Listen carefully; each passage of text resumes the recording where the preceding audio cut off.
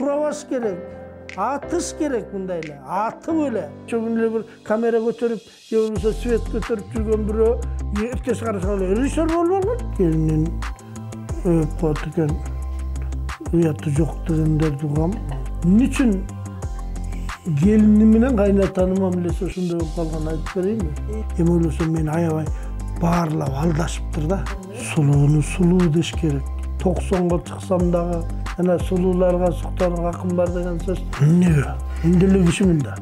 Antı atmasa gözünden çıksın. Men atam çoğumuzcu olgan. Bıçak menen, but menen çertip атайдын бычак бутун атам гана кайталаган. Жакында Күмөндөр Байке сонун кино тартылды, сценаристи өзү болду. 26-августта премьерасы болот деп турабыз буюрса. Кыз жандуудан артисттер болгондо эмне сен erkek жандуусуң бу жагандай.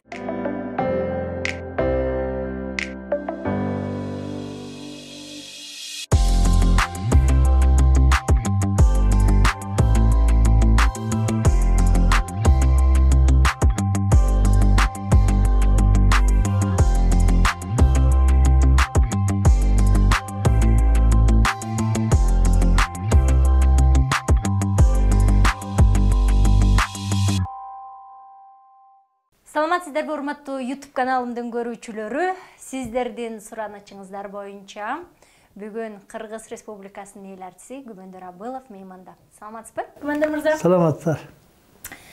Анам деген түз эле мындай суроо. Сен эми түзүлө бересиң да. Мындай айланып тигирип турум чимирип отурбайбыз дагы. Токотер же.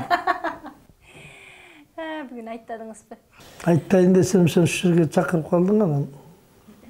Ушундай күндү болжошуп калыптырбыз. Анын бияка келип отурат. Айтың байрак болсун. Айтыңыз байрак болсун. Кычап. Мен чоң атам жөнүндө айтып турсуз да. Кычап айт күнү төрөлүп анан айтпек болуп калышты. Чоң апаңды майрамдатпай. Сон Күмөндөр мырза, сизди көргөндө эле мындай бир күлкүнүн символу катарысыз да. Күмөндөр десе эле бир күлкүнү элестетет, шаңды элестетет, бир майрамды элестетет. Бирок сизди мындай сахнадан сырткары көрүп жүргөн адам катары сиз мындай жашооңузда башкачасыз да, такыр олуттуусуз, тереңсиз, мындай ойго көп батат экенсиз. Антип деле көрүнгүм деле келбейт, болгон мүнөзүм ошондой болсо керек. Ал эми жанагы көргөндө эле күлкүбүз келет, анан символ дегендерден өйдө мактаганың рахмат. Эми кандай десем, ал элдердин күлкүсү келгени сахнадагы аткаргандарымды эстеп, анан күлкүсү келип атса керек деген ойдомун.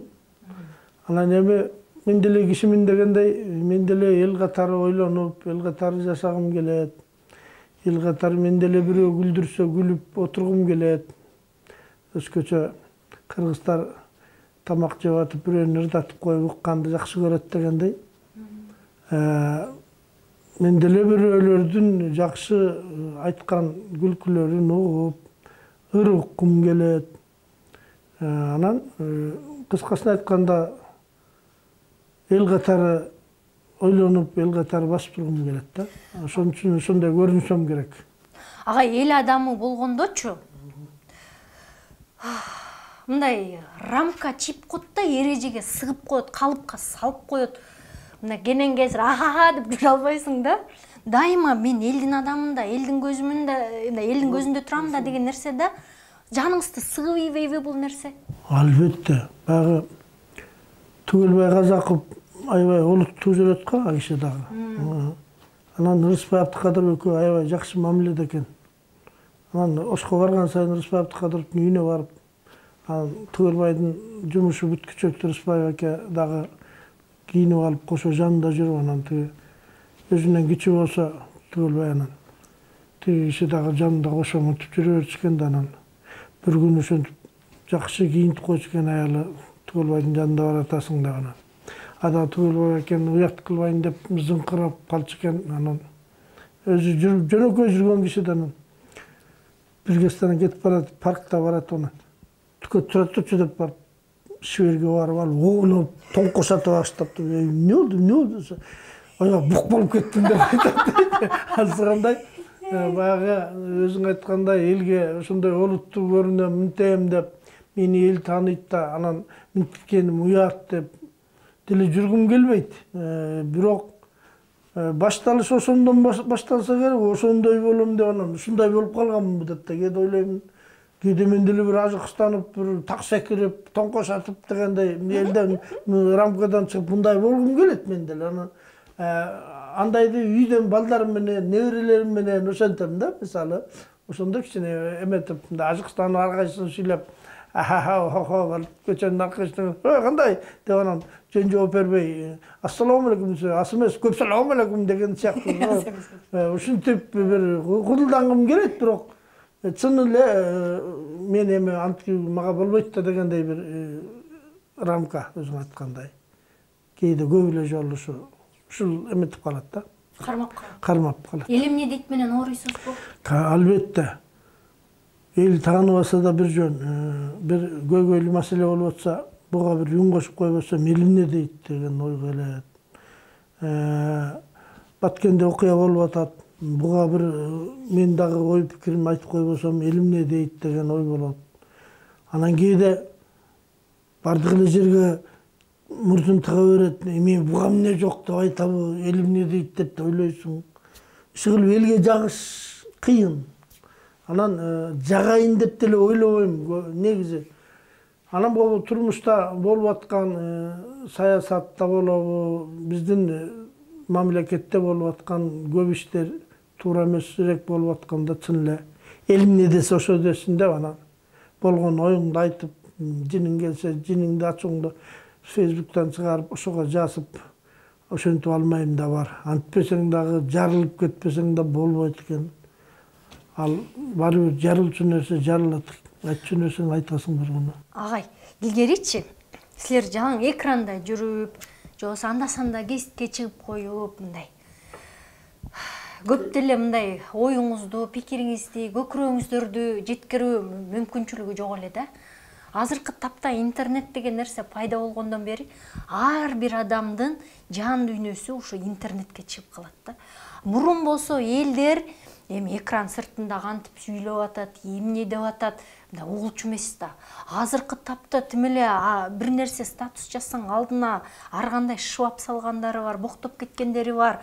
Ошол нерселерди адамдардын ар кандай баягы сезимдерин сиңире албай, эмоцияларына кыйналган учурларыңыз болобу? Такыр кээде унчукпай эле коеюнчу дегенде ойго келесиң. Себеби өзүң айткандай элдин ичинде баары бар.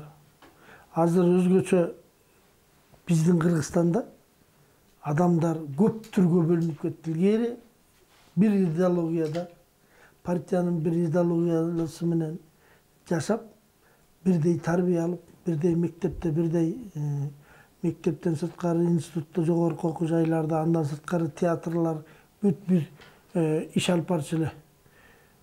Биздин мамлекет мындай болуш керек, биздин мамлекет мындай мамлекет, адам баласы мындай болуш керек, биз үлгүлүү мамлекетпиз дегендей. Ошону менен жүргөнгө элдин типаждары бирдей болчу да, мындайча айтканда, баары партиянын эмесине берилген, комсомол, пионер, октябрят болушуп, партийный адамдар болушуп, элдик мындай бийликтин бутагындагы адамдар болуп ушундай иштер алып барчулар. Азыр эми карасаң, бизде канчалаган коом бар, канчалаган уюм бар, канчалаган кыймылдар бар биздин мамлекетте, канчалаган волонтер дегендер канчалаган келип алып, ар кимиси өздөрүнүн саясатын биздин мамлекетке, элге киргизип атат. Бирөө Арабты карап жашап атат, бирөө Американы карап жашап атат, бирөө Кытайды, бирөө Японияны, бирөө орусту, бирөө кыргызды, бирөө теңирчиликти, бирөө мусулманчылыкты, исламды. Ушундай адамдар көп түркүнгө бөлүнүп кетти да. Анан азыр элдин баарына жагыш кыйын. Азыр бирдеме десең эле бирөөлөр азыр уятта жок болуп калды, фейк дегендер чыкты. Эч бир алардын кыздары барбы, балдары, куда сөөгү, ага тууганы, апасы барбы, жокпу, таң калам ушундай уят сөздөр менен сөгүп бир шалпылдатып туруп сени жерден алып, көргүдөн алып жерге урат. ошондо эр болсоң анан жасып көр. Кызың деле, келиниң деле ойлобойбу деп ойлойсуң. Эле атам жөнүнө жүрбөйбү, монта сөз укпай деп айтабы деп тилиңди тишиңе катып отурасың. Чыдай албай кетесиң да, айтса айтсын деп турам бир күн айтасың. Ушундай заман азыр. Азыр элдин баарына жагыш кыйын. Ошон үчүн бизге мына жаңы эле ошо идеологиянын эң башатында турган госсекретарь деген жумуш такыр жоюлуп, кереги жок деди элекпи? Чачылып баратабыз мурдагыдан да. Азыр эми кайра ошол кызмат пайда болду. Бул киши кандай иш алып барат, убакыт көрсөтөт. Бирок кандай болгон күндө дагы жакшыбы, жаманбы, эл бир иретке, бир сапка тизилип, бир багытка багытталышы керек да эл. Мындайча айтканда, жок дегенде элдин мындай жалпы зонунан алганда, элдин баарынын мындай багыты бир болуш керек да. Коммунизмге баратасыңбы, социализмге баратасыңбы, демократияга баратасыңбы, улуттук идеологияны күчөтүп, өз улутуңа кайрылып баратасыңбы, эл бир жака багыт алыш керек деген ойдомун да. Ошондо ар бир киши салымын кошо алат да мамлекетине. Болбосо сен салымын кошоюн десең, сенин салымың бирөө үчүн жакпайт, бирөө башкача салым кошуп атат. Тамакты жасаганда деле тузга шекер кошкон сыяктуу болуп калат. Мисалы үчүн калемпирге дагы бир кычкыл зон кочкондой болуп калып атат. Анан ал тамак эмне деген тамак болот? Бирөөгө баарын эле салабыз. Илгери бирөө отурса, конок келип отурса, эт салып, кемпири барып туз салып кетиптир дейт. Конок отуруп карап отурса, анан аңчакты келини барып туз салып кетиптир. Татпай эле. Анан үйдүн ээси барып туз салып кетип атат дейт анан. Эми эмне деген тамак болуп калды деп конок барып баштыкта туздун баарын салып коюптур. Эмне болду десе? Эми эмнеси калды, кайсынысы калды дегендей азыркы убакта биздин мамлекеттеги саясат дейбизби, багыт дейбизби, мындай бир алдыга кете турган талим, тарбия дейбизби, идеологиянын негизи бизде такталып, анан бир багыт алсак жакшы болот эле баарыбыз. Анан дагы биз чачылып кетпеген, такыр эле жок болуп кетпеген жакшы эл экенбиз дагы. Ушунча болуп атса дагы отурабыз дагы. Кыргыз деп жүрөктөр согуп отурат дагы. Ошол эле исламды жактагандар да кыргыз үчүн күйгөн болуп атат. Алардын оюнда алар ошондой сугарылып калды. Ошол эле теңирчилик биздин мурунку ишенимибиз болгон дегендер алар да кыргыз үчүн күйүп атат. Ошол эле Америка батышты жактагандар бизде өнүгөлү эл катары бололу деп алар деле мындай карап отурсаң баары эле прав, баарыныкы эле туура болуп атат. Но бирок бир багытка, бир эмеге келиш керек да ошонун баары. Агай, биз бул бак терең мындай жерге кирип тамырламайынча бийик өсө албайт экен да. Биздин азабыбыздагы тозогубуз ошо тамырды бекемдей албай атканыбызда болуп атат да окшойт. Туптур айтасыз. Ушу тамырыбызды таппай атат окшойбуз агай. Биз мындай да, биз жанагы лейка менен барып сугарган гүл сыяктуу болуп атабыз. Ошол гүл деле тамыр алат ошол кара топуракта. Ар ким өзүнүн тамырынан суу ичсе, ар бир өсүмдүк. Мисалы үчүн бир бакты кыйып туруп башка жерге алып барып отургузуп койдуң, тамыры жок, сен айткандай куурап калат дегендей. Биз ошентип гүлдөткүбүз келип атат. Суунун күчү менен күнүгө лейка менен суу куюп өстүргүбүз келип атат да ошол бакты. Карап отурсак, адамдын азыр биз ар бир уруунун таралышын, ата тектин таралышын мындай бир таблица түзүп коебуз да. Баланча ата, андан 2 ул, анан 2 уулдан 4 уулдан мындай болуп бутактап кетип атпайбы? Бир даракты көрсөтүп атабыз. Ал биз дарактын тамырын көрсөтпөй атабыз, тамырын изилдеп атабыз. Дарактын тамыры андан көп экен да. Мисалы үчүн 5 баласы бар кишиден 5тен бала 25 бала болуп анан көбөйүп атпайбызбы? Асты андан көп экен да. Сенин атаң, сен бир эле кишисиң, астыда 2 киши турат, атаң менен энең. Атаң менен энеңдин атасы менен энеси, анын да атасы менен энеси болуп, астыдагы тамыр үстүдөгү бутактан көп экен да. Канча кылымдан бери канча кишибизди, канчалаган ата тектер жатат астыда. Изилдеп отурсаң.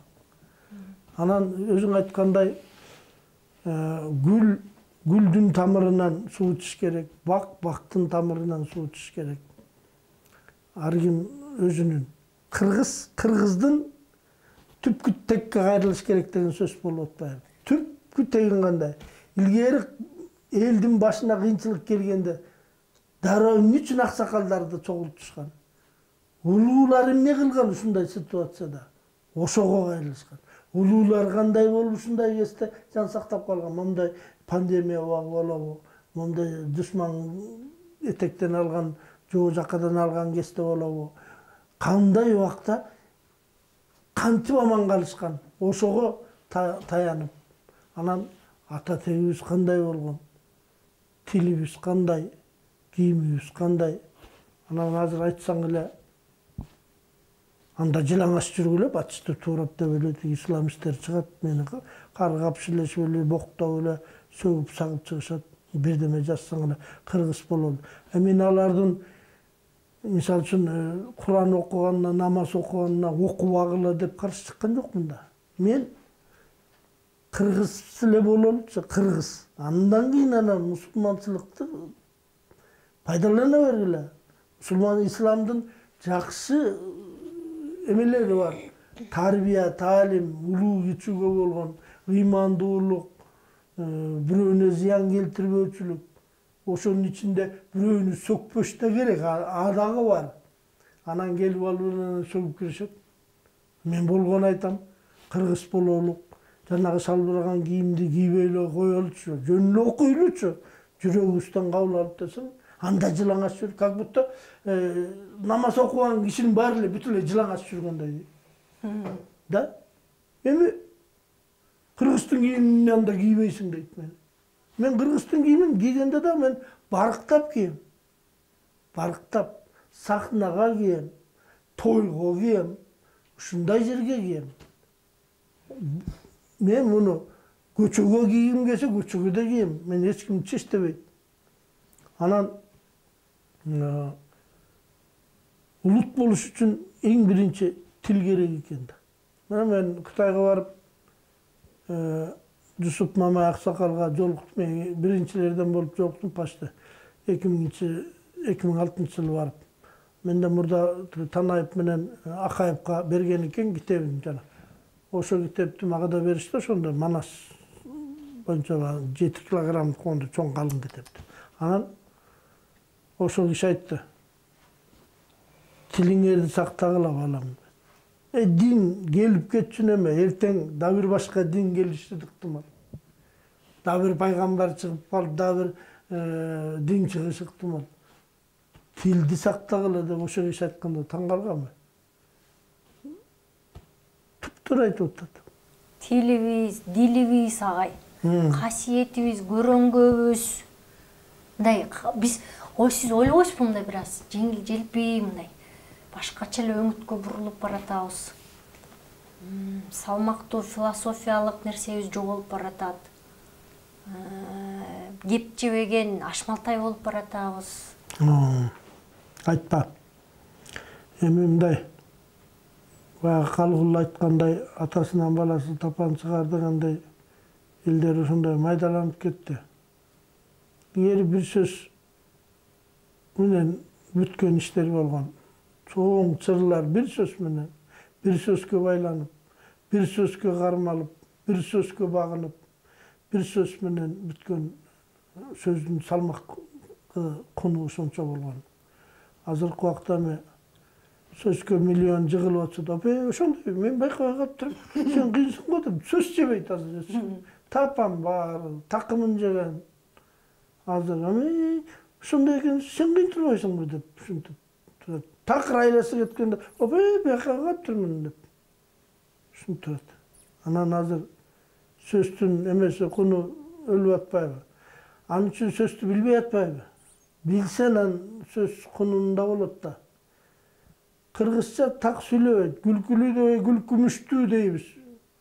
Коркунучтуу деген сөз бар, анан күлкүмүштүү деген сөз өмүрү уга элекмин мен.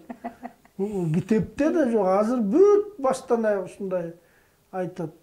Мен ойлойм деп, эмнени ойлойсуң деген киши жок. Акайып баштады эле, мен элдин баары азыр айта электе, мен ойлойм деп, эмнеге ойлойсуң, кое турчу деген киши жок да. Мен момдай деп ойлойм дебейт да. Менин оюмча деп же болбосо ушинтип туруп айтчу эле мындай, менин оюмча деп бир кашаны ачып алып же бир мындай косточканы коюп алып туруп анан айтчу эле. Анан эми ал мен ойлойм деп точканы коюп, леп белгини коюп анан айтат. Бүт мына бузулуп аткан себеби ошол. Биздин ошо тил комиссиясы улуттук деп канча алып жүрөт. Ушулардын иштеп эле атабыз деген мен ичим толбой койду да. Себеби көчөдөгү эле ошол жарнактар канча мына катасы менен. Ар бир жерде кыргыз тилин тебелеп атат ушулар. Уйгурлар уйгурча жазып алган, кытайлар кытайча жазып алган. Бул эми жаңылык деле эмес, мен азыр эле байкай калып айтып аткан таап алган жаңылык эмес, бул канча мага чейин деле канча киши айтып келет. Айтылган боюнча эле калып атат. Демек, тил тебеленип атат деген ушул. Эгер мен бүгүн биринчи байкап айтып атсам, байкабай калып турбуз, байкабай жүргөн экенбиз, күмөндөр кырак экен деп айтсаңар болот эле. Бул келетпайбы, тебеленип эле келетпайбы. Бул эч ким бизди теңине албагандык. Тилди уже тебелетип койгонубуз ошол. Агай, ушул сурооңузга сөзүңүзгө аралжы. Бул балык башынан сасып атабы же баягы эл кандай болсо, бийлиги да ошондой болгон система болуп атабы? Кимиси жетектеш керек болуп атат? Элди өнүктүрүшүбүз керек болуп атабы мамлекет өнүгүш үчүн же мамлекеттин башчылары элди өнүктүрүш керек болуп атабы? Жок, мындай да. Эл мамлекет башчысын кыйын кылып, анан мамлекет башчысы анан элди кыйын кылбайт да. Сен айткандай, башчысы кандай башкарса, эл ошондой болот. Ошол азыркы жаңы бийлик дагы көрөбүз, күтүп аткан кезибиз. Кандай иштейт, кандай карыздан кутулабыз, элди каякка багыттайт. Көрөбүз. Ошондо айтабыз. Эми буга чейинкилерди ушундай айтайын, азыркы убакка чейин жалаң ушу башчылардан кетирген катасы ушул. Алардын оюнда улуттук идеология эмес, улуттук ар намыс эмес, улуттук бир улуттун намысы эмес, алардын оюнда акча, алтын, акча эле болуп атса, анан каяктанбыз. Аларга керек болсо улуттун өнүгүшүнүн кереги жок. Улут билимдүү болуп кетсе, биз акча жыйылбай калабыз деген ойдо болуп атса. Улут өнүгүп кетсе, биз акча ала албай калабыз деген. Эми мындай бул жерге соттун да кереги жок. Мындай эле бир сокур калыс деп койчу. Эгер сокур калыска барсаң деле ушуну айтат деген сөз бар. Сокур калыска барсаң деле муну айтат. Кум төрдөй бийик тоону, андан да бийик чуңкур кылып каскычакты кум төргө чейин барган жол асфальттанбаса, эмнени айтыш керек? Башканы койдум. Буларга сурактын кереги барбы? Сурабаш керек. Атыш керек мындай эле. Атып эле. Эми ушу калып барды да. Дагы эмне деш керек? Дагы ал кыйын физик болчу, кыйын болчу. Анан ал экономиканы мынча көтөргөн, ой, көтөрбөй эмне болуптур? Жанагы мынчанын баарын жеп атса, анчалык. Эмнеге аны биз мактайбыз азыр? Эмне үчүн өтүп кеткен президенттин баарын мактап отурабыз былжырап? Буларды атышканы керек, сурагы жок атыш керек бир том мындай. Сен ким элең деген бир суроо болушу мүмкүн. Президент болчу. Канча жерің бар эле байлыгың момча. Ал гана жок. 31 миллиардка чейинки доход түшмөк бекен. Биз канча 1 миллиард көрүп турбузбу? Атыш керек. Ага сурактын эмне кереги бар буга? Мен ушундай айтар элем. Кеп элде болот атпайбы мындай тандаган жаатында деле 1000 сомго келечегибизди сатып жибере атышпайбызбы? Же болбосо кайдыгер болуп атабыз, барбай атабыз шайлоого. Күнөө койгонубуз жакпайт да. Эл бакыш эмне кылат? Мына мамлекет ушул убакка чейин элге бир карарлашып, элдин оокаты көтөрүлдү. Азыр Кудайга шүгүр мына 90-жылга караганда элдин жашоосу албетте уровень көтөрүлдү. Ошону эмне өкмөт көтөрдү? Жок. Ар ким өз арабасын баштап. Ар ким өскөндүгүн өзү кесип, керек болсо өкмөттүн кишилерин эл багып отуруп ушул күнгө жеттик да. Ушундай. Даже ошол өз жанын өзү багып аткан элди да жөн бир фирма ачып алып иштеп атса, ошону да жөн иштетпей, кысып ошонун налогун текшерүүчүлөрүн салып ушинтип атпайбы? Даже кайра наоборот. Бизде элди бакпай эле эл багып атат чоңдорду. Жанагынча чоңдорду бакты. Байлыктарыбыз өзүбүздү бакпай эле, байлыктарыбыз бүт чет элдиктерди бакты. Дагы кандай деп айтыш керегим дагы. Эми ушуга дагы калыс чакырабызбы башка жактан. Ой, бул сокур кишиге көрүнүп турган эле нерсе да. Агай, жана тиги парламенттин легендардуу курамында жалаң ушул жазуучулар, мугалимдер, жалаң мындай элдин каймактары отурган кез экен да. Азыр карап отурсаң, капчыгы калыңдын баары, анын мээсинде бир нерсе барбы, жокпу, маанеге эмес, жөн эле чөнтөктүүлөр келип калды да. Анан бирок элдин жанагындай баягы май каймактуу катмары бир нерсе айтса, сөзүн айтса, оюн билдирсе, мындай төпөштөп кетип атышат да. Эми силерди саясатка ким коюптур, сахнаңарда ырдап чордоп, минтип жүрө бергиле да деп аралаштырганга аракет кылат да. Жылгагандан жылкычы болуп турумбу деген сөз бар. Саясатта ошо саясатчылар эмне кылып атканын карап текшерейин дегенде эле элдин бир ниети жок. Байкуш эл өзүнүн арбайын согуп эле жакшы жашайын деген эле ойдо. Балдарым жакшыраак болсун, эртеңки келечеги жакшы болсун деген эле ойдо элдин ою. Алар саясатчы болоюн деген эле ой жок. Ошого алып барып атпайбы? Жашоо ошого алып барып атпайбы? Айла жок тетигинде бир депутат келип атат. Бул бизге кандай жардам берет? Бул баары бир элди жейт. Азыр шайлабай койсоңдар шайланат.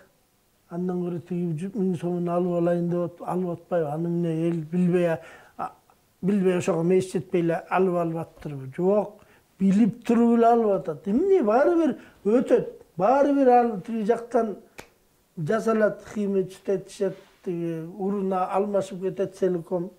Сенин голосторуң баары. Буларда канча эмне деген технологиялар иштелип чыккан буларды кумуш.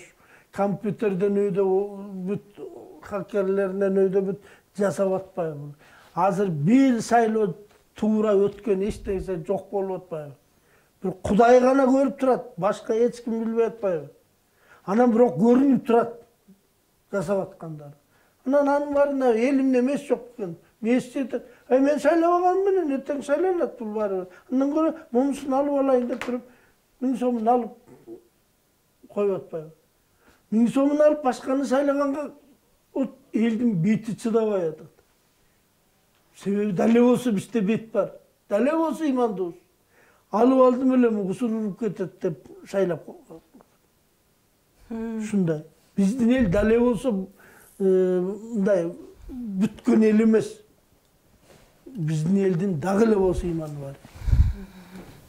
Агай, жанагы башка өлкөдө, башка чет жерлерде чыгармачыл адамдар эң бай адамдардын катарына кирет экен да.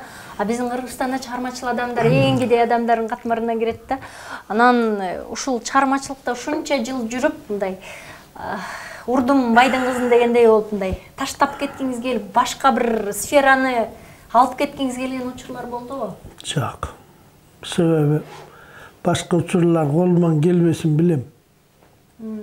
Бизнес кылуу, базарга барып отуруп, Мен деле отуруп соода кыла алам, контейнерде же болбосо бир мест алып алып. Бирок көп болсо бир күн отурам, бир жума отурам. Андан отура албайм мен. Андан көрө жинди болуп кеткеним жакшы болот. Антип отурчу кишилер бар. Ар кимдин маңдайына жазылган нерсе экен. Анан биз эми бай эмес болгон себебибиз биринчиден биздин көрүүчүлөрүбүз аз, анысы деле элдин саны аз, андан да азайып калды, Союз убагынан да. Жанагы эле айткан идеология жок. Илгери мына спектакльдерди барып көрчү элдер. Китеп окучу эле. Кийин майдаланып, китептин ордуна компьютерде, интернетти колдонуп, баштамгаларын окуп коет. Спектакль көрбөй, кийин мыскыл тамаша көрө баштады эле. Мына мен ошо мыскыл тамаша менен кичине элге таанылгам. Аны көрө баштады. Сен бир 3 сааттык спектакль көргүчөктү бир 10 интермедиа көрүп алган, аларга күлкү көрүп алган жакшы. Азыр андан дагы майдаланып, интермедиа бир 15 мүнөттүк болсо, азыр 15 мүнөттө бир 10 интермедиа, 10 жанагы тамашоонун программасында бир 10-15 киши чыгып бир сөз айтса, бир сөз менен атып өтүп бир күлкү, ошондойдон 10ду көргөнү жакшы. Тамашоого кирип атат. Мисалы үчүн эл ушундай майдаланып барат. Майдаланган бул эмнеден десең, турмуш шарттандыр азыр. Убакыт жок, китеп окуганга убакыт жок. Ошончо китеп окуп отурчакты. Таң аткачакты уктабай окуп бүтүрүп койгон китепти мен таң аткачакты окусам, эртең жумушка ким барат дегендей ушундай кээ бирөөлөр көртүрлүк. Ушул Маяковский ким десе барып туруп окуп, Толстой ким мындай окуп туруп, Моцарт ким, Бетховен ким, ушуларды сыртынан окуп билип коюшат. Эртең кайра унутуп калат. Эртең сурасаң кайра ача калат. Ушундай азыр жашоо. Элдин аң сезими ушундай. Багындай общеобразовательный сабактын баары, жанагындай гуманитардын сабактын баарын көбүн керек болсо эч ким окубайт деле азыр. Географияны даже билбейт, тарыхты тем более билбейт. Күндүк турмушту жакшы билет. Чемпионат футбол болуп атса, тигил мамлекет бул мамлекет, деп ошо мамлекеттер каякта экенин бир карап коет, билет. Андан башка кызыкпайт. Азыр Кыргызстанда биз эле эмес, дүйнө жүзү боюнча Кыргызстан каякта экенин билбеген көп эл бар. Ошол эле өнүккөн мамлекеттердин элдери Кыргызстан каякта деп ушундай билбегендер бар. Азыркы заман ушундай. Азыр ошо баары мээге батпайт. Информация көп. Компьютерден алат, бүгүн билип алат, бүттү азыр айтып берет. Эртең кайра унутуп калат, ордуна башка флешка алмашкан, ошо бүттү кайра өчүрүлгөн ушундай. Илгеркидей туруктуу, баягы фундаментальный мындай основасы бар, билимдүү адамдар жок эсе. Окуса физиканы чаңын чыгарып түбүнө чейин окушкан физиктер. Башканы билбейт. Медицинаны окугандар, медицинаны илим пост болуп кеткен, тарыхты билбейт. Ушундай илгеркидей мындай бир кандай десем, жалпы мындай бардык жагынан билгендер аз азыркы убакытта. Мындай интеллигенциянын ичинде деле аз. Баягы бар эле жакшыбы?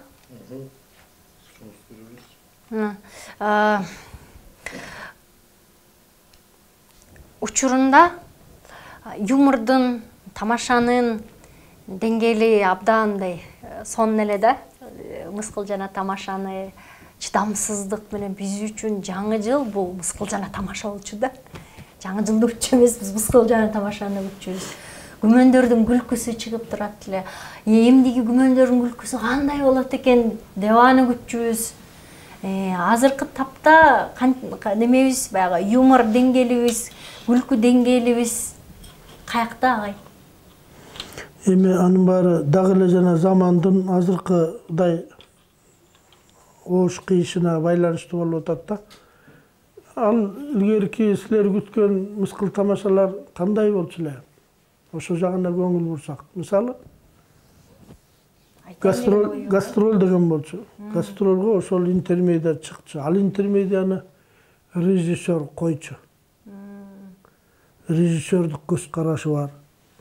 Автор жазчу, айтайын деген ой бар, идеологияга бап келген, ошого кызмат кылган тема. Ошону аткарасың. Актер билими бар, актерлукту бүткөн, режиссердун колунан элегинен өткөн актер аткарчу. Аны режиссер койчу. Ал гастролго чыгып бышып, майда нюанстан өйдө, ар бир сөзүнөн өйдө алымча кошумчасы алынып кошулуп бүт бышып келчү. Анан ал телевиденияга келчү. Анан эфирге келерде телевидениянын режиссеру 2-3 күн трактовка деп койчу. Мындай кылып тартабыз, тигиндей кылып камераларды коюп туруп анан репетиция кылып тартып. Редактор деген бар болчу, ал келип туруп ар бир текстин түшүрүп кагазга. Анан келип бул сөзүң ашыкча болуп атат көкө. Бу деген биздин идеологияга туура эмес. Тартиби начар болуп сөз болуп атат. Кыскарт. Бул жерин кичине камыраак болуп атат, кичине өөрчүтүп койчу деп ошол жерди иштетип туруп анан тартчу. Анан аны телевидение монтаждап туруп анан бергенде 2-3 камера менен тияк буягынан качество не кылып ушундай. Средний план, общий план, крупный план деген баарына кинодагыдай кылып жакшы монтаждап туруп, музыкалаштырып туруп берчү. Анан мына ал жакшы болбогондон анан мен жакшы болом. Азыр эмне? Жазган автор жок. Азыр бизде эмне? Алар жок дейсиңби? Бар, толтура. Сатирик жазуучулар толтура элдин ичинде. Аларга эч ким төлөп бербесе, алар бербейт идеясын. Азыр самый главный идея. Актерлор бар, кудулдар бар, режиссерлор деле бар. Материал жок. Анан эмне кылат? Кудулдарыбыздагы билими жок актерлук. Театрда иштеген эмес, профессионал режиссерлор менен иштеген эмес. Анан алар эмне кылат? Баягы Кудай берген кудулдук таланты бар. Анан алар өздөрү чампалап жасап, же Рахман жасат. Рахман деле профессионал актер же профессионал эмес болчу да, мисалы үчүн жазчу болуптур. Рахмандын жазганын эми жакшылап аткарган режиссер жок. Ошол актерлук чеберчилиги аз. Театрда иштебегендер аткарат. Анан көбүнчөсү кудулдун баары өздөрү жасат, өздөрү чампалап аткарат. Анан аны бир таанышы менен келип, кече күнү эле бир камера көтөрүп, же болбосо свет көтөрүп жүргөн бирөө эртеси карасаң эле режиссер болуп алган. Телевидение. Ошол тартат. Аны көрсөтпөйт. Мурдун чукуп отурган, биринчи рядда отурган таанышын көрсөтүп атат мыскыл тамашада. Тиякта сонун бир эмоциясы кетип, сонун бир сөзү кетип атса, ситуация болбосо аны көрсөтпөйт. Мурдун чукуп отурган күйөө баласын, кудасын көрсөтүп отурат. Анан жакшы болот. Ушул жетеби? Ошол айырмасы. Эми жеке жашооңузга келе турган болсок, күмөндөр байке үйдө кандай, сахнадагыдай күлкүлүү, шайыр кишиби же олуттуу балдарыңызды коркуп жазганып турабы атасынан? Жок. Үйдөн балдарым эркелеп эле турушат. Неберелерим эркелеп мойну башыма минип турушат. Анан үнүм, тонум катуураак чыкканда сен айткандай тишилип калышат. Анан антпесе да болбойт кээде. Негизи мээримдүү атага керек болушум керек. Бала саакмын. Мен бала саак үчүн балдарым кандай десем, өз ойлорун ачык айта алат, эркелей алат. Анан ошол эле убакта жанагындай катуулугум да бар, талапты катуу коем. Тартип бузса, кадимкидей именип турушат ушундай. Мен негизи ушундай болгум келет, ошондоймун деп ойлойм, колуман келишинче. Анан мындай бир изверг же болбосо жанагындай тиран, диктат деле эмесмин. Баарына инилериме деле, үй бүлөмө деле, балдарыма, небере келиндериме деле ушундай мамиле кылгым келет. Кээ бирөөлөр келини менен тим эле алыстан эле учурашып минтип эле баш ийкешип алат. Мен келиндеримди, кыздарымды көрөм. Бетинен өп учурашам. Анан аны кээ бир молдокелер келинин өп коет экен. Уяты жок дегендерди угам. Алар себеби өздөрүнүн уяты жок. Алар келинин кызындай көрүп өппөйт, алар аялдай көрүп атсана. Эмне үчүн келини менен кайнатанын мамилеси ошондой болуп калган айтып берейинби? Себеби токол алышкан. Жапжаш өзүнүн кызындай болгон, келиндей болгон. Келининдей болгон, ошо менен жашташ же кызы менен жашташ токол алышат. Анан ал токол алса, анан ал келинин өбөтсө токолу кысканат да, өзү тентүн эмет. Уят да. Вот ошон үчүн. А болбосо карган киши келинин кызындай көрүп өтсө эмнеси жаман? Эгер токол болбосо, анын уяты жок болмок. Токол болгон үчүн уят болуп атат. Жаш токол алган үчүн келини менен кайнатасы учурашкан уят болуп атат. Логикасы. Балдарыңызсындай чоңойгондо мына купулуңузга толгон эле балдар болуп чыктыбы мындай? Мен балам дегендей көкүрөк келип. Эми Кудайга шүгүр, Кудайга шүгүр. Менин кесибимди аркалашкан жок. Бирок менден кетпесин деген себебим менин бир өкүнүчүм бар. Мени таң көрү айылдан бала кезимен музыкалык мектептен окуганымда жакшы музыкант болмок элем, жакшы композитор болмок элем деген өкүнүчүм бар болчу да. Айылда ак кезде мектеп жок, музыкалык. 8-класста окуп аткан кезде ушул жерден Күрөңкеевден тандоого барышты мугалимдер барып.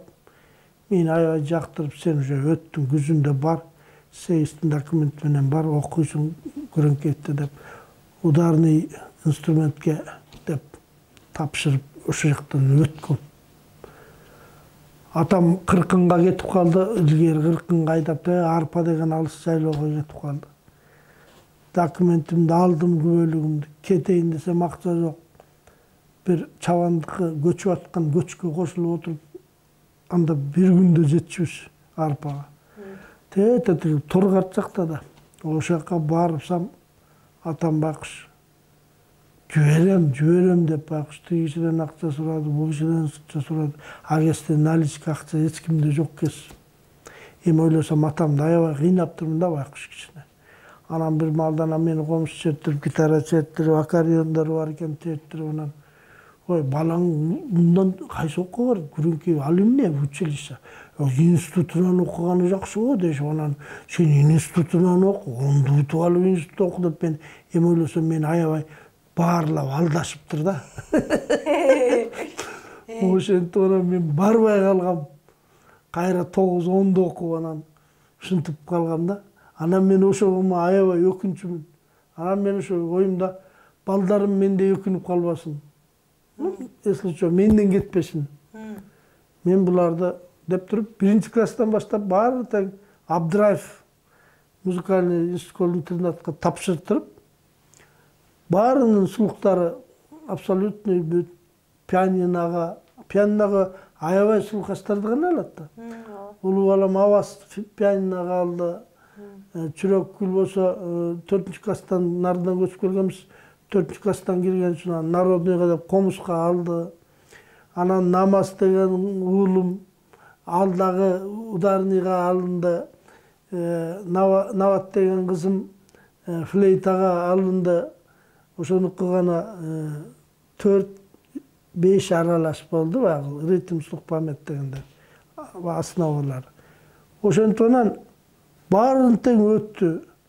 Анан мен өзүм менин катачылыгым ушу болду. Ошол интернаттын общежитиясында жаткандарга мугалимдер самоподготовканы окутат экен дегени жакты да мага. Самоподготовкасын ошол жерден окусун деп, интернатка бул жерде жашагандарды албайт. Кадырымды салып интернатка жаткызып баарын. 6-дем алыш күнү алып келип турам үйгө. Анан башка күндөрү ошолор өздөрү окутсун, жакшы окусун деп ошентсем, жок. Бирөөнүн баласын бирөө карабай тура. Окугула самоподготовка деп класска камап коет экен да. Тияктан өздөрүнчө ойноп отура беришет экен башка оюндар. Бардылар да. Анан наоборот аябай жаман болуп калат экен. Кийинен ошондой билип алып алсам үйдө баягы общежитияда жүргөндөй жүрүп калбадыбы? Полотенце жатса да албайт, аттап өтүп кетип калат. Ушундай анан кийин баягы биздин жашоону көрүп анан балдарымдын көбү анан баягы Чүрөккүлдөн башкасы окубай коюшту, ата-өтүм эле болчу, окубай эле коюнчу. Жакшы окуп келатчыбыз уже айнышты. Күндүр түндүр токтобосоң, нан калбай калса деле гастролго чыгыш керек болуп атса. Мындайча айтканда, нан алыш үчүн эле бир концерт коюп келиш керек да. Анан ошентонан машина алып, аппаратурада алып бир 6 жыл жүрдүм ушу гастролдо. 9 ай, 10 айдан гастролдо жүргөн кездер болду. Таза айт экенсиң. Анан уже бизнес кылам деп тойлоп көрдүм ошол жылдары. Камок сатып алып көрдүм. Камок сатып алсам, ушундай эки жагынан тең өткөндөй кылып, эки бетин тең айнек кылып ордунду алып алгам. Коеюн десем, однотипный момундай камок коебуз деди. Анын бокко жарабай калды. Анан мен антип темтеп ал камокту коюп учакты ажерди базарын бирөө сатып ала коюп, булардын кереги жок болуп калат. Ушул сыяктуу качан болсо эле кечиги ойлоп басып жүрөт экенсиң. Андай бизнес кылууда колуңан келбейт экен. Мен даже мына $12,000 ошо пишпекте турчумун. Ошол жердеги базарчыкты албайсың көкө, сенде тыйын бар, гастрол кылып жүрөсүң дегенден. Мен өңгөн бүтүп базарчы болорум калып турбу деп менде да мээ жок. Аны ошону алганда азыр мына ал жер чоң маркетинг колтойгон 9 этаж үйлөрдү салынган ошол жерде. Ошондой болуп турат, ошол базардын ээси. Анан эми бизге аны жазбаптыр маңдайга. Биздин эси тартыбыз эле музыка, театр, кино сыяктуу ушуларды көрөт экенбиз. Болгон кассетанын баарын эле, DVD-нин баарын сатып алып эле кино көрмөй, кинодон кино көрмөй. Анан азыр эме интернет чыккандан кийин интернетте деле азыр Канндын кинолорун көрөсүң. Тиякта фестиваль болуп туруп, анын кинолорун көрүш керек. Ушул убактын баары эле, анан эле бирдеме жазыш керек. Ушул менен өтөт, андан башка колдон келбейт экен. Агай, мындай кичине артисттерчи бир аз кыз жандуураак болот го. Сиз кыз жандуу болдуңузбу? Эми кандай десем, кыз жандуу. Аял алам деп чамынган жоксузбу? Жок. Эми сулууну мен сулуудай баалап көрө алам. Жакшы көрүп, Сулууну сулуу деш керек. 90го чыксам дагы эмне үчүн сулуу кызды? Жок, менин аялым бар да, кемпирим бар да, эмне үчүн аны сулуу дешим керек деп, эмне үчүн өзүмдү тыйышым керек? Бахата сулуу экен, кандай жакшы жигиттин жары болду экен, болор экен деп, эмне үчүн мен суктанып койбошум керек? Жана сулууларга суктанууга акым бар деген сөз сыяктуу. Эмне үчүн мен сулууну сулуу катары көрбөшүм керек? Көрө алам, ама кыз жандуудан артисттер болгондо эмне сен эркек жандуусуңбу же кандай? Эми эркекти деле кыздар жакшы жигит экен атаң көрү деп, эмне үчүн антип карап коюуга, баа берип коюуга болбосун? Эмне үчүн бетинен өөп коюуга болбосун? Анан эми ал Ал башка, суктанган башка, анан алган, жашаган башка да. Анан алган, жашаган бирөөнүн сулуулугун көрүш үчүн сөзсүз эле албаш керек да. Албай деле жакшы көрүп койсоң болот да. Сырттан эле, заочно эле. Заочно, очно ышкылып семьяң бузулбашы керек да. Аны алмашпашың керек да дегеним да.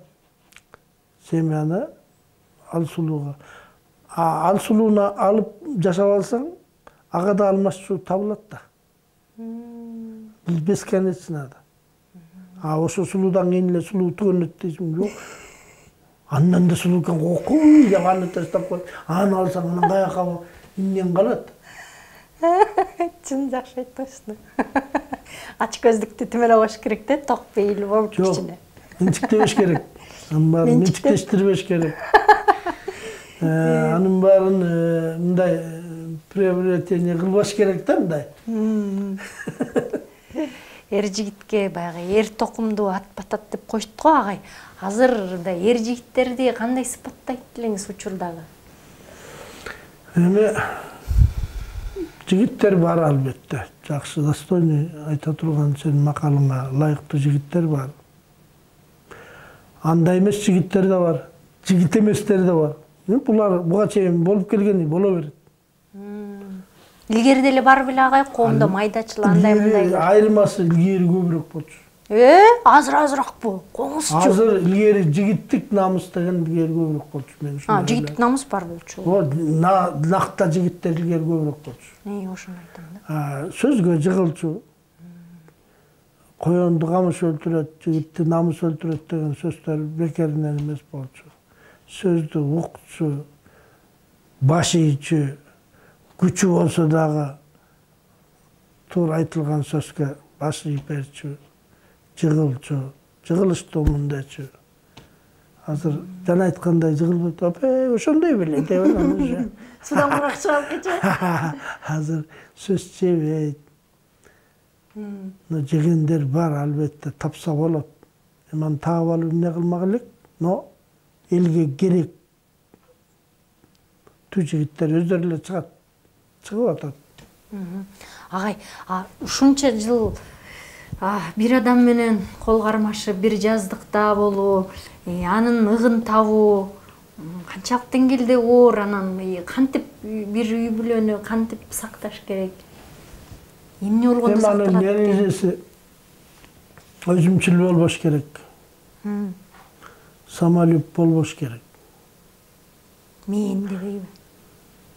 Балдар үчүн жашаш керек. Вот. Силер үчүн Ким үчүн жашаш керек деген сөз бар да. 30га чейин балким үйлөнгөнгө чейин адам өзү үчүн жашашы мүмкүн. Өзүн сүйүп, өзүн билим алып, мондай билимдүү болайын. Кичине ырбыйбай, кичине булчуңдуу болоюн. Спортивныйраак болоюн. Элдин баары сүйлөп атса оосум ачып турбай кичине билимдүүрөөк болоюн. Мен да окуп алайын, билип алайын деп эл адам өз үчүн жашайт да, анан үйлөнөт. Эмне үчүн үйлөнөт? Ушуга суроо берсе. Тукумулаш үчүн үйлөнөт, естественно. Эмне? Ушул аял менен жашап дагы жыргайын деп жашабайт да мен. Эмнеге агай? Жыргайын десем эмне? Жыргап койсом эмне болот экен агай? Жөн ал самый главный балалуу болоюн дейт. Ал жыргаган ал экинчи планда калат. Уже экинчи планда калат. Алчы. Өзүң уже экинчи планда каласың. Балалуу болоюн, тукумулайын дейсиң да. Балалуу болгондон кийин эмне үчүн жашайсың? Бала үчүн жашаш керек. Ошо балам кем болбосун, балам башкадан кем болбосун, балам акылсыз болуп калбасын, надан болуп калбасын, ууру болуп кетпесин, кески болуп кетпесин, киши өлтүргүч мындай мыкачы зөөкүр болбосун деп балаң үчүн жашайсың. Жашаган аялың менен, же күйөөң менен, жубайың менен анча-мынча келишпестиктер болсо болот, но бала үчүн аны да кетиш. Бала туура эмес болуп калат. Бала үчүн жашаш керек. Ошондо эле результат ушу болот. тажабаганыңда ошо, тажасаң дагы ошол бала үчүн жашаш керек. Анан балаңдын күнүгө өнөрү чыга баштаса, сен ойлогондой болуп атса, жакшы жол менен баратса, огош бетер балаң үчүн жашагың келет. Анан ошол секрет болгон. Сиз бала деп атыпчы, өздүгүңүздү унутуп калат атпайсызбы? Анан деген балаң деле эртең чоңоюп уядан учуп кетет да, а сенчи, сен мен деген нерсе. Кучакты сен жаман нерсе менен себепкер болбо да, жаман жагыначы. Сен ошол уядан учкучакты сен такыр жаңылба да. То есть жаман мамиле жасаба, жаман жагыңды көрсөтпө, семьяда чыр-чатак кылба, анын настроениясын бузба. Сен экөөң эки жакта урушуп жүрсөң, баланын оюнда психологиясын эмнеден ой калат. Ага ал үчүн башынан өтөт да болуптур. Анан дальше эмне болот? Ал үйлөнгөндөн кийин ага ажырашып кетиш оңой эле болуп калат. Атам деле ажырашып кеткен, апам деле. Андай ситуация башынан өткөн болуп калат. Эмне үчүн элдер ажырашат көп? Именно ата-эненин тарбиясы үчүн ажырашат. Ата-энеси ынтымагы жок болуп, ушундай чарылдашып, ыркырап жашаса, адам аялы менен ыркырап жашайт. Ата-энеси эгер бала үчүн тилин тишине катып, бири-бири менен урушуп атса дагы баласына бурушпай, жакшы ынтымактуу жашаса, тиги да ошондой болот баласына. Ошон үчүн жашаш керек. Өзүңкү экинчи планда болуш керек. Эмне өзүң үчүн эмне кыласың ага кезде? Башыңда болгон чыгармачылык болсоң, эмеңди жазып кал, отуруп. Ишиңди кыл, нерсеңди кыл, тарбияңды, балаңан ашканын, мугалим болупсоң, башка балдарга окут. Ушундай кыл. Агай, сизде мындай ичип келип, үйдө чыр салып, бызылдатып кылып деген нерсе болгон жокпу? Эмнеге? Эмне кишиминде? Менде деле болгон, бирок мен колуман келишинче балдарымды көзүнчө эмес, мындай акырындай бурчкалып барып атпы? Жок. Бурчкалып барса ачым тарап кетет да. Бери жактан эле. Эмне? Кыскасы ачуң келгендей, бирок баары бир ошонун баары оправдованиясы туура болсо, апаң себеби туура эмес, мындай кылган үчүн мындай кылдым десең, бул дагы балаңа сабак болот да.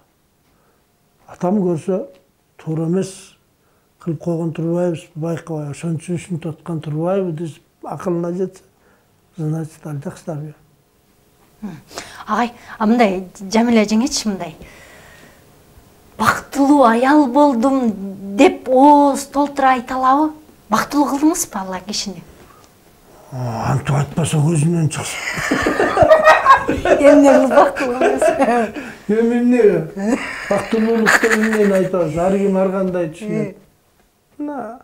Ар ким акылына жараша бактылуулукту, акылына жараша чембирдиги бар да ар кимдин. Мисалы үчүн мен балдарым түпү ден соолугу чың, эч жеринен кем эмес, окуду, эл катары болду, турмушка көз карашы жакшы, эң негизгиси кыргызмын дешет. Эмне үчүн мен бактылуумун дебешим керек? Кыргыз үчүн жандары күйүп турат. Мен өзүм кандай эмнени кааласам, өзүм кандай болсом, балдарымды ошондой кыла алдым деп ойлойм. Кыргыз дегенде каны дүргүп турат. Кыргыз үчүн жүрөгү согот. Менин айткан позициям, менин айткан оюм бүт барып балдарыма жагат, ошону улап атышат. Эмне үчүн мен бактылуумун дебешим керек? Анда мен туура эмес болуп калам. Мен анда акылсыз болуп калышым ыктымал андай десем. Сен айткандай, Жамиля да кандай дебесе, көзүнөн чыксын деп коет. Тиги андай десе туура эмес болуп калат, жаңылышып калат. Ай мындай, биздечи азыркы заманбап жаштарда сезимдерибизди катпай сыртка чыгарганды үйрөнөбүз. Мисалы үчүн бир адам жакса, мен сени жакшы көрөм, мен сени сыйлайм, сен ушул сапатың жагат деп мындай ачык. Илгери болсо ачык айткан деген уят болгон да агай. А сиз мындай сезимдерди билдирүү жаатында мындай жоомарт эле болдуңузбу? Эми карап отурсаң, адамдын жашоосу ошондой сен мага жагасың деген эле сезимдерин айтуу үчүн жаралган эмеспиз да биз. Биздин жашоо, бизге жашоо ал үчүн эле берилген эмес да. Эч кимди жактырбай деле жашоого болот. Адам кыргызга кызмат кылып. Эч ким үйлөнбөй эле, так өтүп эле. Эмне үчүн жанагы думаналар илгери так өткөн поптор эмне үчүн так өтүп атат? Бул адам затына жакшылык кылалы деген бир кызмат кылайын деген ниет менен өтүп атат. Аларга тукумулаштагы керек эмес болуп атпайбы? Ошондон өйдө кечип салып, кечилдер жанагы эмне үчүн ушундай кызмат кылышкан элге? Ошентип деле жашаса болот. Азыр эмне кыргызга кызмат кылсаң жарашпайбы? Кыргызга аябай кызмат кылчу кез болуп атпайбы? Наоборотчу, азырчы кыргыз, эсиңе кел, сен кыргызсың, сени бекер кыргыз кылып жараткан эмес Кудай Таала. Сен мондай болуп жашабайсыңбы? Башка элди үйрөнгөндү эмне кыласың? Ошолорго үйрөтпөйсүңбү? Могуну өзүңкүн унутуп калып атпайсыңбы? Кайсарыңа күлөсүң дегендейчи. Эртең уйдун кесүүсү дегендей. Мондай кыргыз болуп мына дүйнөдө кыргыз тилиндей тил барбы? Болсо төкмөчүлүк бардык улутта болот эле да. Монголдор төгүп отурат эле го. Өзбектер сындырманын алып алып, өзбектер төгүп отурса жарашпайт беле. Орустар төгүп отурат эле го, гитарасын алып алып, же болбосо балалайкасын алып алып, орустар төгүп отурса мына жарашпайт беле. Орустар манастай болуп бир эпосторун төгүп айтып отурса болбойбу? А бизде бар бул мүмкүнчүлүк. Эмнеге? Тилибиз ушундай. Тилибизде синонимдер көп. Тилибизде ушунчалык тилибиз бай үчүн. Адан баштасак 5-6 барак А менен баштап төгөбүз. Бизде даже мына кара сөз менен Чдан баштап жалаң Ч менен жазылган сөздөр менен аңгеме жасап атышат. Мисалы үчүн Чоюнбек чокоюн чорчойтуп чокуга чыгып чымынды чапканда деп ушундай сөздөр менен бир целый бир аңгеме түзүп атат. К'дан баштап окуя түзүп атышат. С'дан баштап, О'дон баштап жазып атышат. Азыр бир да улут орус тилибиз бай деген орус тили О'дон баштап жалаң бир окуя айтып бердечи, бир анекдот же бир окуя. Сүйлөм түзө албайт. Не то что ал окуя эмес, аңгеме эмес, сүйлөм түзө албайт алар. Биздикиндей бай тил жок. Ошон үчүн Кудай бизге возможность төкмөчүлүк, акындык, өнөр, манасчылык, улуу, жанагынча улуу кичүү, 30-40тан ашык эпос манас баш болгон дүйнөдөгү масштабный. Ушунун баары бизде болгон себеби бизге Кудай тилди берген. Тил. Ушул тил мүмкүнчүлүк берип атат. Ооз-эки чыгармабыз. Тил чоң байлык. Тил улуттун эң биринчи атрибуту, эң биринчи белгиси тил. Ушундан. Болбосо каның деле 4 группа болсо бүт эле бардык элде негрде деле, негр дебейт жамбы. Ындыгараларда деле 4 группа кан бар. Алардыкын операция кылса бизге куйса жарайт, биздикин ага куйсаң жарайт. Раса бир 3 раса бар экен. Анан баары эле, бирок тил айырмаланып атпайбы тил. Ген, жанагы ДНК капла группандай мындай деп майда чүйдөс менен өйдө изилдеп атышат.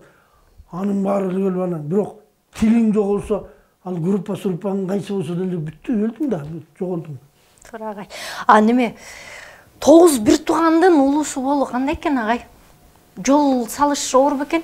Жол салгандай мен элени чапкан жолдой жол деле салган жокмун. Бирок бала кезде өкүнгөн жерлерим көп эле болду.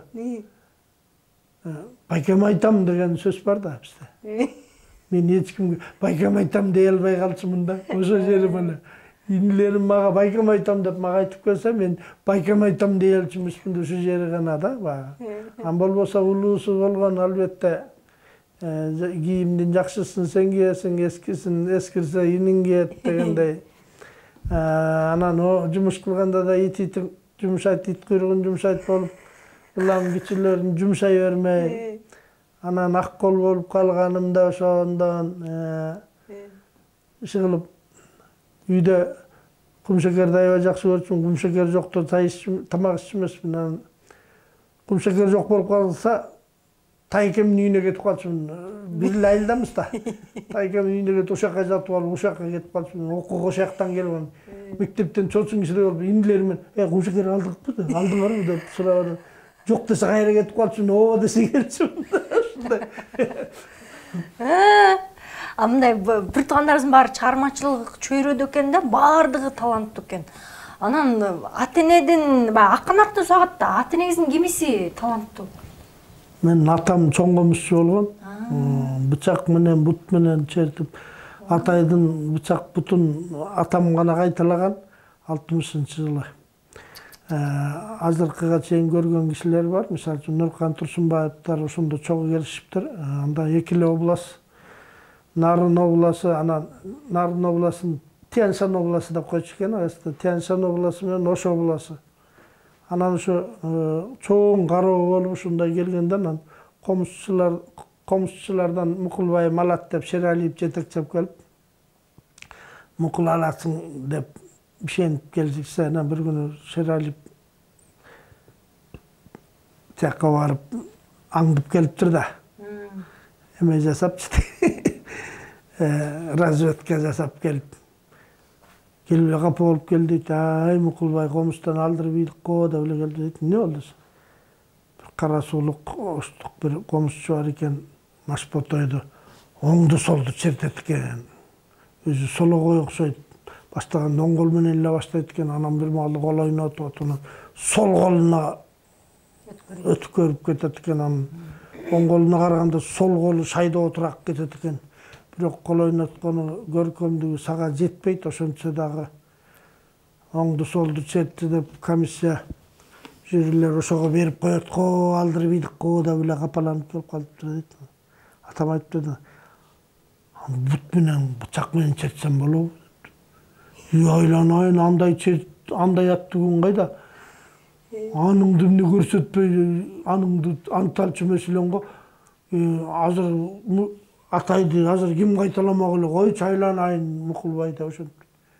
Мен да ушундай бир өзүмчө кээде атай болуп машыгып койчу элем деп жүүрү да анан бир эң комнатага алып барып алып черттирип көрүп, бажагыңда аябай анан ошентип буту менен бычак менен чертип биринчиликти алган историясы бар да. Апам деле көп үйдө дипломдор бар, кароолордон ырдап алган. Атам анан театрда да иштеген экен, 64-жылдарга, 5-жылдарга чейин Нарын Музурам театрда, мен иштеген театрда иштеп, актерлук жагында да көп ролдор бар экен. Анан атам жалгыз болгон үчүн чоң апам иштетпей койгон экен. Мен өлүп калсам, топурак ким салат, талаалап кетип калсаң деп анан дом культураларда иштеп жүрдү. Ошон үчүн үйгө көп артисттер көп келчү. Рыспай Абдыкадыров ырдап барганда келген 68-жылы. Биздин үйгө келип конок болгон.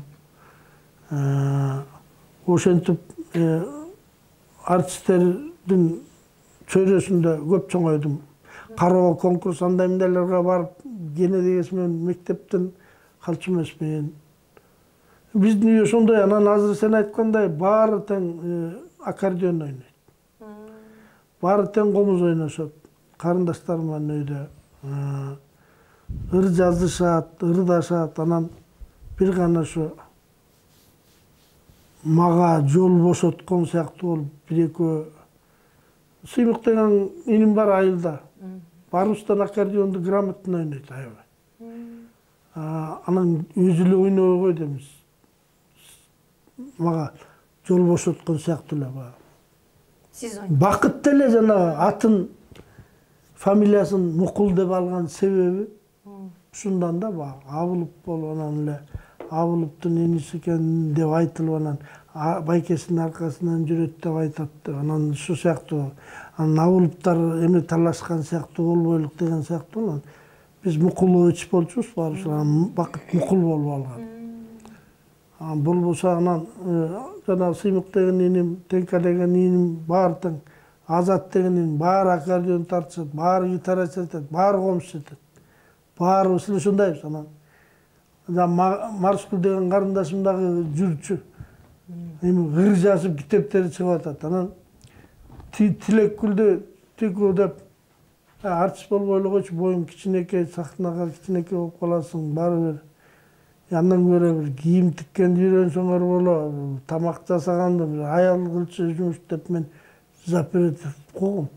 Анан азыр өкүнөм да, ошо бир топ убакыт ошого өтүп кетти, анан кийимлерди ырдап чыкты да, баары бир ырдабай койбойт экен да, баары бир.